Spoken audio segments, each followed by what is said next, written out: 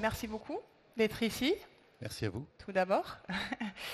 Donc, Messieurs Gros-Demange, vous êtes directeur du bureau d'études Gaïa Terre Bleue, président animateur du groupe de travail Énergie pour la mer pour l'association de protection de la biodiversité UICN Comité France. Bonjour. C'est ça.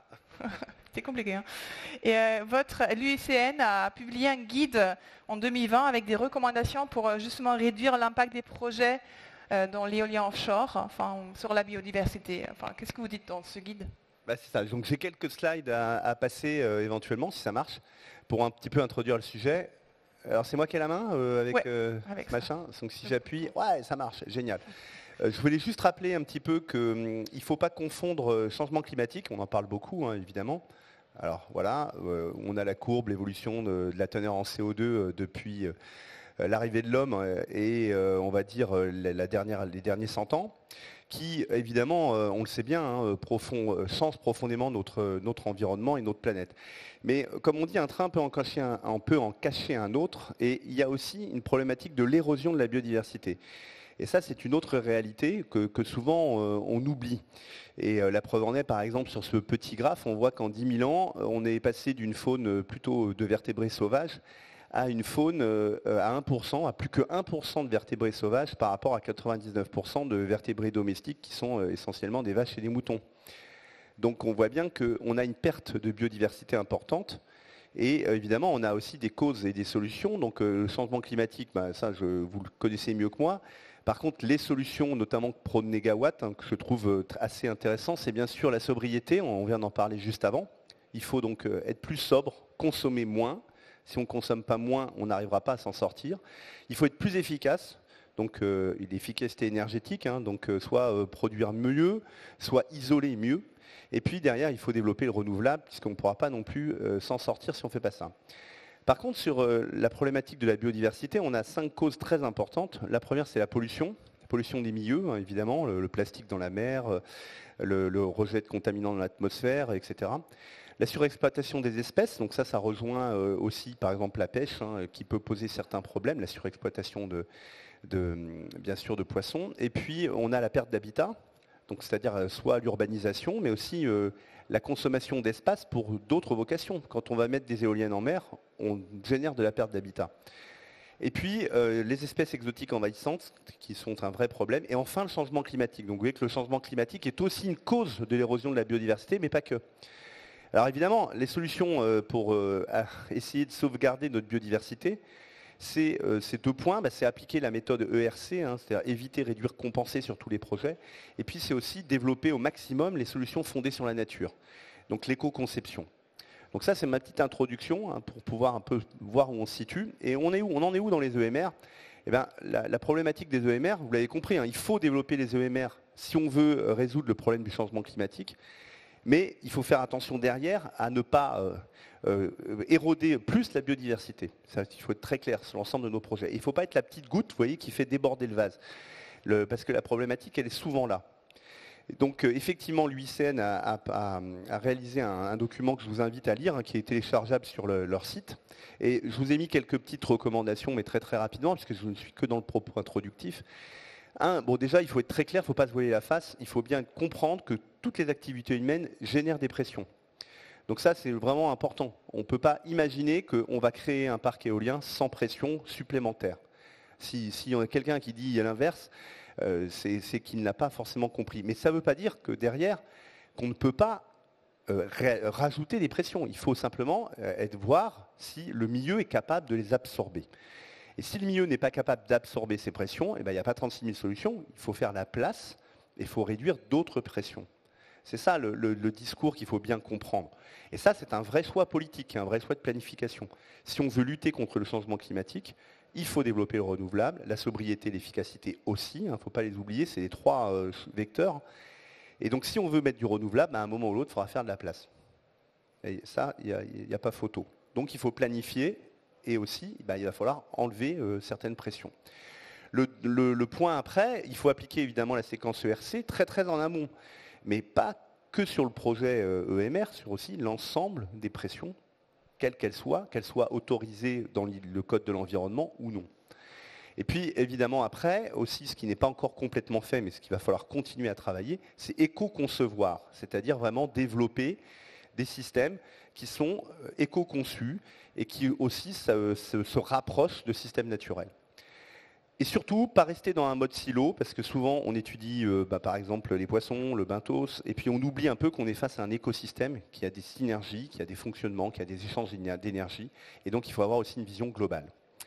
Voilà, et puis je terminerai, être innovant, toujours. C'est aussi intéressant de s'intéresser à des nouvelles techniques, à des nouvelles technologies pour comprendre quels sont nos impacts, s'orienter vers des nouveaux suivis, par exemple l'ADN environnemental, c'est juste un exemple, mais il y en a plein d'autres. Et puis après aussi, à un moment ou l'autre, vous savez bien, au bout de la séquence ERC, éviter, réduire, compenser, on ne peut pas tout éviter, on ne peut pas tout réduire. Il y a un moment ou l'autre, il faudra un peu compenser. Eh bien, il y a aussi une notion qui est assez intéressante et qui se développe de plus en plus, c'est la mutualisation de la compensation. Comme on est sur des gros projets, il faut peut-être aller plus loin et faire de la compensation à l'échelle d'une façade et générer des projets plus importants de compensation en agrégeant l'ensemble des personnes qui créent des pressions. Voilà. J'ai introduit rapidement, ça vous va? Je suis dans le temps? Super. Et donc, vous voulez dire, en fait, avec le dernier point, il ne faut pas juste regarder le projet lui-même, mais aussi d'autres activités en mer. C'est ça, c'est exactement ça. Si on veut compenser, si on veut donc réduire les pressions, et puis après compenser des impacts qu'on ne peut pas réduire, qu'on ne peut pas enlever, eh bien, il faut regarder un petit peu à l'échelle d'une façade, être un petit peu beaucoup plus gros, et pouvoir générer un projet de compensation plus important en fait. Donc c'est les fameux SNC, c'est en développement beaucoup en milieu terrestre, beaucoup moins en milieu marin, parce que c'est encore un objet un peu qu'on ne sait pas très bien comment le prendre. Mais c'est beaucoup plus intéressant de mutualiser les moyens. On le sait bien, plus on est nombreux, plus on ira loin. Et plus on aura des moyens aussi pour pouvoir faire quelque chose qui semblera vraiment pertinent et intelligent. Si on fait chacun des petits trucs dans notre coin, en cumulé, on ne sera pas très positif. Si par contre on met en place un système qui nous semble beaucoup plus pertinent, qui fait de la vraie préservation, de la sanctuarisation, ou vraiment, là on aura quelque chose qui évidemment aura plus d'effet pour préserver notre biodiversité. Et je le rappelle, tous les services que la nature rend gratuitement, c'est des services qu'il faut bien ne pas oublier ça en tête, quand on ne les aura plus, il faudra les payer. C'est très simple. Si on détruit tous les pollinisateurs, il faut injecter à peu près entre 3 et 4 milliards d'euros par an pour maintenir l'agriculture au niveau où elle est. Donc c'est ça en fait. La perte de la biodiversité, c'est tout un fonctionnement qu'on a gratuitement. Donc si on la détruit, à la fin, on pourra essayer d'avoir à peu près le même train de vie, mais il faudra le payer plus. Donc ça veut dire qu'on n'y arrivera pas. Ouais. Ça c'est pour les économistes dans la salle. Très bien, merci. Ce sont des recommandations que vous, Monsieur Pagot, vous connaissez sans doute, j'imagine. Vous êtes le directeur environnement marine des projets éoliens en mer chez EDF Renouvelables, donc pour les projets Saint-Nazaire, Courseulles et Fécamp. Oui, mais l'éolien offshore en mer, c'était pas, pour vous, c'était pas, si j'ai bien compris, c'était pas évident dès le début que vous alliez rejoindre ce secteur. Vous hésitiez un peu au début. Sans que ce soit une hésitation, on n'était pas prévenu qu'on soit l'un à côté de l'autre avec Didier, mais on a juste passé 12 ans environ à travailler ensemble sur les mêmes sujets au même endroit. Donc cette conviction, des bons moments bien sûr, cette conviction qui a maintenant 30 ans pour nous deux, je pense qu'on va bientôt fêter nos 30 ans d'implication dans la gestion des milieux marins. Moi je suis biologiste marin, Didier aussi, on est plongeur, on a passé du temps sous l'eau, sur l'eau, pour faire ces évaluations environnementales au bénéfice de l'ensemble des pressions anthropiques.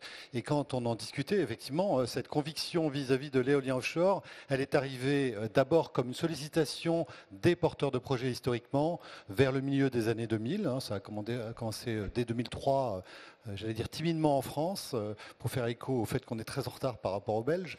Ça, c'est une réalité. Et néanmoins, il m'a fallu personnellement quelques années pour me convaincre et pour me remettre la problématique de ces évaluations environnementales, de ces impacts sur ces projets-là, dans un référentiel commun des pressions anthropiques sur ce milieu. Et c'est ce que disait Didier, on ne peut pas s'affranchir de régler avec un coton-tige un bras coupé parce qu'on est sûr de ne pas y arriver. Par contre, si on mutualise, et ce sera là où je rejoins la fin du propos de Didier, si on mutualise avec au moins une boîte de coton-tige, on aura peut-être une chance de stopper cette hémorragie avant de devoir payer autre chose qui serait la prothèse. Donc dans ce contexte-là, ce que je voulais dire, c'est que moi, lorsque j'ai accepté effectivement d'accompagner ces projets, c'était sur la base d'une conviction d'un bénéfice environnemental global. Bénéfice climatique, comparaison avec ce qu'on est capable de faire sur les autres pressions anthropiques. Et ces autres pressions anthropiques, elles sont souvent extrêmement diffuses. Il y a plein d'exemples d'ordre de grandeur, mais sachez juste que tous les jours, pas loin d'ici, la Seine déverse des métaux lourds. C'est en tonnes jour d'arsenic, de plomb, de cadmium. Et cette vérité-là, elle n'est abordée qu'à l'échelle d'un territoire. On parlait de façade, et elle ne sera réglée qu'à l'échelle d'un territoire. L'opportunité des énergies marines renouvelables, c'est d'abord d'adresser leurs responsabilités individuelles. On a des impacts, on les assume et on les soumet à cette séquence ERC, c'est une réalité, mais la deuxième réalité aussi de ce que je vois, moi, de l'ensemble de ces façades, et d'ailleurs à l'étranger, c'est un peu la même chose, c'est la capacité à financer du bénéfice environnemental. Ce n'est pas un mystère, c'est public. Aujourd'hui, une première enveloppe environnementale au bénéfice d'un projet éolien offshore comme celui de Dunkerque, que l'on manage aujourd'hui, c'est immédiatement signé en bas de la page au moment où on est attributaire d'un projet comme ça, 40 millions d'euros dédiés à l'environnement, tout de suite, avant même d'y avoir réfléchi en termes d'impact. C'est valable aussi pour l'ensemble des taxes que l'État nous réclame au titre de ces développements-là. Et moi, pour l'avoir vécu encore une fois depuis 30 ans, je n'ai jamais vu autant d'argent au bénéfice de notre capacité à gérer ces problématiques environnementales en mer. Mais encore une fois, et ça a été dit, on ne s'affranchira pas. Si on veut améliorer la qualité des milieux littoraux et côtiers, on ne pourra pas s'affranchir d'intégrer l'ensemble des pressions. Et les ordres de grandeur sont significatifs. Encore une fois, on parlait de territoire pris à la mer. 0,1% de la surface d'une concession, c'est une réalité d'emprise d'un parc éolien en mer comme celui de Courseulles qui ne sera pas loin d'ici. 0,1% de la surface. Néanmoins, et depuis toujours, lorsqu'on fait du dragage, lorsqu'on fait de l'extraction de granulat, lorsqu'on fait de la pêche, on impacte 100% des fonds aujourd'hui. Il y a quasiment sur ces secteurs travaillés, pas un centimètre carré qui échappe à la pression humaine. Et je vous parle dans ce contexte-là, même pas de la qualité des eaux littorales dont on a parlé à travers ces apports des bassins versants. Donc l'opportunité de ces projets éoliens en mer, pour moi aujourd'hui, et c'est la raison pour laquelle j'ai voulu les accompagner, c'est réellement cette opportunité de gagner et de faire bénéficier ces milieux littoraux et côtiers de ces apports, de ces développements, de ces éco-conceptions. Alors après, moi, il y a une chose, par exemple, que je refuse, c'est pas une notion de refus, mais la notion même d'impact positif, elle est difficile à défendre. Fondamentalement, soit on est là, soit on n'est pas là. L'homme a toujours une pression d'impact sur ces milieux. On est sorti du schéma naturel, c'est acté, et néanmoins, on doit le gérer. Donc à partir de là, on prend nos moyens financiers, on prend nos moyens de gestion, de programmateurs, de régulation aussi, parce que l'arbitrage politique, il est essentiel à régler nos solutions et nos problèmes liés aux milieux littoraux, alors que ce soit pour l'énergie, pour la matière, pour le poisson, pour les loisirs. Donc tout ça, ça doit être intégré. On parle souvent d'effets cumulés. Les effets cumulés, ça veut bien dire ce que ça veut dire, c'est cumuler de l'ensemble des pressions qui sont associées à un milieu, et une façade dans l'occurrence. Très concrètement, donc vous travaillez, comme je dis, pour EDF Renouvelables. À Saint-Nazaire, les fondations sont déjà installées. Aux deux autres projets, vous allez bientôt commencer l'installation de la fondation de la sous-station. Comment est-ce que vous faites? Comment est-ce que vous allez faire? Quelles mesures prenez-vous pour limiter l'impact de ces travaux d'installation? Dans le process administratif, la réglementation nous oblige à rendre un dossier de demande d'autorisation qui est fondé sur l'évaluation des impacts très tôt dans le process, enfin très tôt. Tout est relatif. En tout cas, par rapport à maintenant et à Saint-Nazaire, par exemple, l'ensemble des mesures, elles ont été arrêtées par le préfet lui-même aux alentours de 2016, allez, on va dire. Donc vous voyez qu'il y a un décalage aujourd'hui entre ce qu'on a proposé à l'époque, qui tient toujours, qui est arrêté, qui peut être rediscuté. Fondamentalement, la science évolue. Et dans ce contexte-là, on a mis toute une série de mesures en place. On peut les détailler, elles sont longues, elles sont nombreuses, mais parlons de la gestion du bruit d'installation des monopieux à Saint-Nazaire, qui constitue un élément important de la perturbation des milieux, en particulier, par exemple, sur les mammifères marins.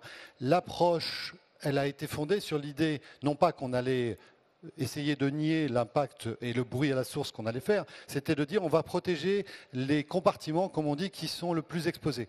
Et dans ce contexte-là, on a proposé de fermer, alors fermer pas physiquement, fermer acoustiquement, un périmètre donné à l'intérieur duquel on savait que ces mammifères marins allaient être en danger. Et en aucun cas et à aucun moment, les travaux ne pouvaient commencer si on ne pouvait pas garantir l'absence de ces mammifères dans le dit périmètre. Donc il y a c'est un protocole, il y a une série de bouées qui ferment ce périmètre, qui écoutent, il y a des observateurs, il y a un protocole d'effarouchement, il y a un début de travaux plus lentement, un soft start comme on dit. Et donc c'est un exemple parmi tant d'autres qui illustre la manière dont on a pris en compte ce risque ou cet impact avéré si le compartiment était là. Mais là, l'idée, c'était d'éviter que ces espèces soient là.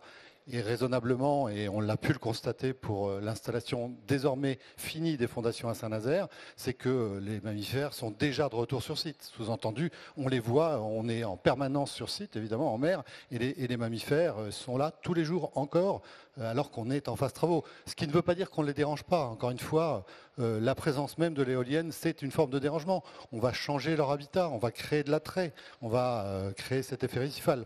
Donc, et pour en terminer aussi sur l'approche un petit peu méthodologique qui a été évoquée, Didier le disait tout à l'heure, on a besoin d'une vision intégrée, quelque part modélisée. Et là, je change 2 minutes de casquette en tant que président de France Énergie Marine, qui est un institut de recherche dédié. On promeut, et pas plus tard que cette année, une approche intégrée, écosystémique, à travers les modèles, parce que ce qu'on réussit à faire aujourd'hui, et c'est sans doute la limite de l'approche, c'est de compartimenter les milieux. Or, les milieux, ce n'est pas des boîtes qui se superposent, c'est des boîtes qui interagissent de manière très forte, continue, en permanence. Et donc, il faut qu'on arrive à aboutir à ce que cette évaluation des impacts, elle se fasse dans un contexte intégré, écosystémique, d'un fonctionnement. On peut avoir différents paramètres qu'on va suivre et qui vont nous permettre de qualifier les pressions d'impact. Donc c'est vraiment de la R&D aujourd'hui qui est en cours. Ouais, très bien, merci beaucoup. Messieurs Génard, vous travaillez pour l'Office française de la biodiversité et justement vous êtes en charge de l'expertise des 6 projets éoliens offshore en France, dont ceux de Courseulles et Fécamp. Dites-moi dans quelle mesure est-ce que vous avez l'impression que les résultats des études que vous menez à bout sont pris en compte par l'État quand il choisit les zones d'implantation des éoliennes offshore et est-ce que ça a changé avec le temps? Alors, est-ce que ça a changé avec le temps? Oui. Et heureusement, parce qu'on va dans la bonne direction. Les premiers parcs éoliens en mer, quand ils ont été désignés sur décision, je ne vais pas dire rapide, mais décision de la part du ministère sur des zones qui étaient assez peu movibles et sur lesquelles on avait assez peu de pouvoir d'adaptation des parcs par rapport au terrain qui s'est concrétisé après, lorsque les porteurs de projets industriels ont fait leur étude d'impact, ont relevé l'ensemble des enjeux et ont pu le notifier dans leur étude d'impact. Aujourd'hui, ça ne se passe plus comme ça et depuis 2018, il y a un processus qui est plus long peut-être, mais qui est meilleur pour réussir à placer les projets éoliens aux endroits où ils auront moins d'impact sur la biodiversité. Ça passe notamment par le choix des zones qui sont désignées dans la planification, des documents stratégiques de façade, des zones plutôt larges, de préférence. Certaines zones sont plus larges que d'autres. Dans le cadre du 4e appel d'offres, il y avait 10 000 km² qui étaient étudiés. Dans le cadre du 5e appel d'offres, c'était beaucoup moins. Donc avec ces zones plus larges, ça nous permet de déterminer, parfois sur la base de connaissances partielles, mais avec les connaissances qu'on a au moment où on fait le débat public, les endroits où le parc éolien a le moins de chances d'impacter de la biodiversité. Et donc ça nous permet d'avoir une certaine approche. La Direction générale de l'énergie et du climat a exprimé hier sa volonté de mettre en place des débats à l'échelle de la façade maritime. C'est encore une amélioration dans le process, puisque ça permettra à l'échelle de la façade maritime de repérer les endroits où on a le moins de chances, ou en tout cas où l'impact sera moins fort de cette activité l'éolienne en mer sur l'ensemble de l'environnement. Et ça, c'est les choses qui sont faites aujourd'hui. L'État prend ensuite sa part avec une partie des études environnementales qui sont réalisées et qui vont permettre de nourrir les industriels lorsqu'ils voudront poser leur permis d'exploitation. Ce n'était pas le cas pour les autres parcs et c'est un peu problématique. Et ensuite, est-ce que ça peut permettre de faire évoluer les caractéristiques du parc? Oui, et on a toujours une certaine frustration, je dois bien vous avouer, parce qu'on se rend compte que l'évolution de la technologie va tellement vite que des choses qu'on peut avoir décidées il y a 6 ans, au moment de l'autorisation d'un parc, ne sont plus valables aujourd'hui.